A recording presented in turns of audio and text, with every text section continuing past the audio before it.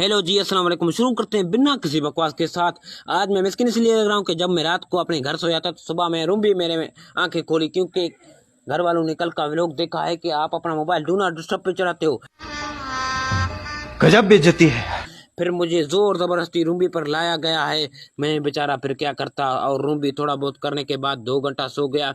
और मैं जब उठा तो मेरे दिमाग में बेदार जाने का ख्याल आया। अबे जल्दी बोल, कल सुबह पनवेल निकलना। मैंने अपने चाचू को कहा जल्दी से मोटरसाइकिल का चाबी दो, मैं जा रहा हूँ बेदार पर।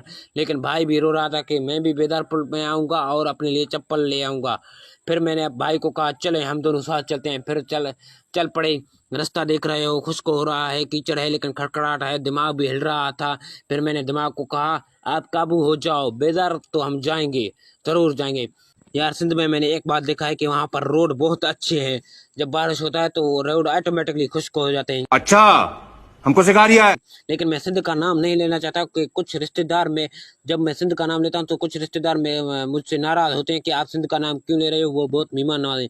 लेकिन सिंध वालों से अच्छा तो हमारा बलूचिस्तान है, वो बहुत मेहमान नवाज हैं। सिंध में मैं गया था, कोई मेहमान नवाजी मैंने नहीं देखा है। अच्छा, हमको सिखा रिया है। और इन बातों को छोड़ते हैं।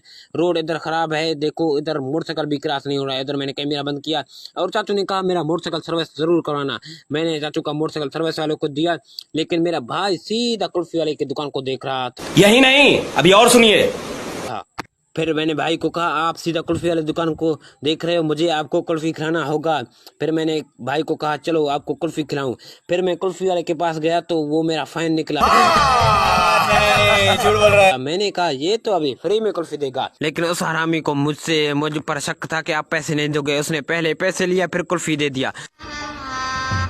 गजब बेइज्जती है। उसने कहा आपके भाई को कुल्फी दूं। मैंने कहा हाँ भाई को भी कुल्फी दो। वो भाई को गंदा वाला दे रहा था, 100 रुपये वाला। मैंने कहा सस्ता वाला नहीं, मैं खाऊंगा महंगा वाला, मेरे भाई को भी महंगा वाला दे दो, 80 रुपये वाला दे दो। फिर मैंने भाई को 80 रुपये वाला कुल्फी लेके दिया। उसने कहा आप भी खाओगे? मैंने कहा मुझे भी एक निकाल कर दो। मैंने अपने भाई को कुल्फी दिया। फिर मैंने कहा मुझे भी जल्दी निकाल कर दो। उसका फ्रिज लॉक हुआ था, उसने जल्दी में बंद किया। फिर मुझे भी गंदा वाला दे रहा था, वो 100 रुपये वाला, जो सस्ता वाला नहीं है, 100 रुपये वाला। मैंने कहा मुझे महंगा वाला दे दो, 80 रुपये वाला। अच्छा, हमको सिखा रिया है। फिर मुझे उसने 80 रुपये वाला निकाल कर दिया। पैसे उसने पहले ही ले लिया, उस पर मुझे शक था। फिर मैं कुल्फी भी खा रहा था, लेकिन उस मोटरसाइकिल वाला भी ख्याल रख रहा था क्योंकि वो गंदा ना मोटरसाइकिल धोए। कैसा लगा मेरा मजाक? फिर मैंने मोटरसाइकिल को साफ करवाया, लेकिन वो कपड़ा भी नहीं लगा रहा था। फिर मेरा भाई भी मोटरसाइकिल को देख रहा था, उसने साफ किया है नहीं किया, उसने कपड़ा लगाया। फिर मैंने चलने की कोशिश की क्योंकि मेरे भाई को चप्पल लेने हैं। अभी मैं अपने आप को शीशे में देख रहा हूँ, ओए मैं इतना खूबसूरत हूँ, मैंने कभी सोचा भी नहीं है। कोई तरीका है भीख मांगने का? फिर मैं इस दुकान पर आया था, लेकिन इस दुकान पर चप्पल नहीं मिली। फिर मैंने अपने मोटरसाइकिल को चाबी निकाला, दूसरी दुकान की तरफ रवाना ही हो गया। अबे जल्दी बोल, कल सुबह पनवेल निकलना। लेकिन मुझे रुस्तम भाई के पास एक काम था, मैंने उसके पास पैसे भेजाने थे। बाबू भैया आप नहीं समझोगे, लड़की का चक्कर है। प्यारी समझ गई। उसने मुझे पैसे भेज दिए, लेकिन उसका दुकान चेक करो यार, बहुत वीआईपी है उसका दुकान, सामान बहुत पड़े हुए हैं।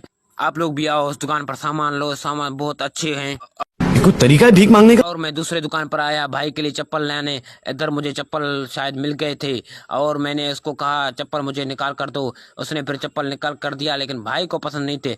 फिर मैं इन हरामी लोगों के पास आया, लेकिन उनके दुकानों पर लाइट भी नहीं था। फिर बोतल भी मैंने अपने पैसों से खरीदा, फिर इनको गरीबों को पिलाया। उठा ले रे देवा, उठा ले रे बाबा, मुझे अमीर को नहीं रे, ये दो गरीबों को उठा। और उनका दुकान भी देखो बहुत अच्छा खूबसूरत है।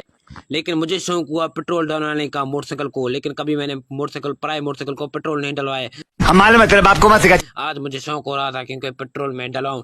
फिर मैं रवाना हो गया पंप की तरफ, क्योंकि मगरिब भी हो रहा था, मुझे जल्दी से घर जाना था।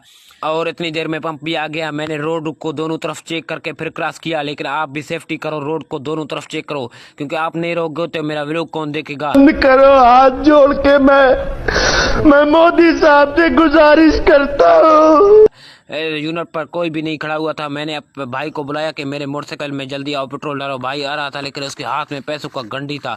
मैंने कहा ये गंडी छीन कर घर भाग जाऊं तो कोई मसला नहीं है। बेटा तुमसे ना हो पाएगा। फिर मैं आगे देखा तो सिक्योरिटी गार्ड भी खड़ा हुआ था। अरे टेंशन नहीं लेने का, अपन है ना। फिर मैंने भाई को कहा 100 रुपये का पेट्रोल दे रहा हूँ। मेरे जिंदगी का कोई ऐसा चक्कर नहीं है कि मैंने 100 रुपये से ऊपर पेट्रोल डलवाया है। मैं हर रोज़ 100 रुपये का डलाता हूँ। फिर मैंने भाई को 100 रुपये दिया और मैं रवाना हो गया क्योंकि मगरिब भी हो रहा था। मैं व्लॉग का अभी आखिर कर रहा हूँ।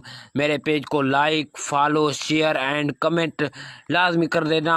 कोई तरीका है भीख मांगने का? और मैं कह रहा हूँ फॉलो भी कर देना। व्लॉग अच्छा लगा तो लाइक भी कर देना। आप मुझे कमेंट में बताओ कि मैं व्लॉगिंग करूँ या नहीं करूँ, व्लॉग अच्छे हैं या नहीं।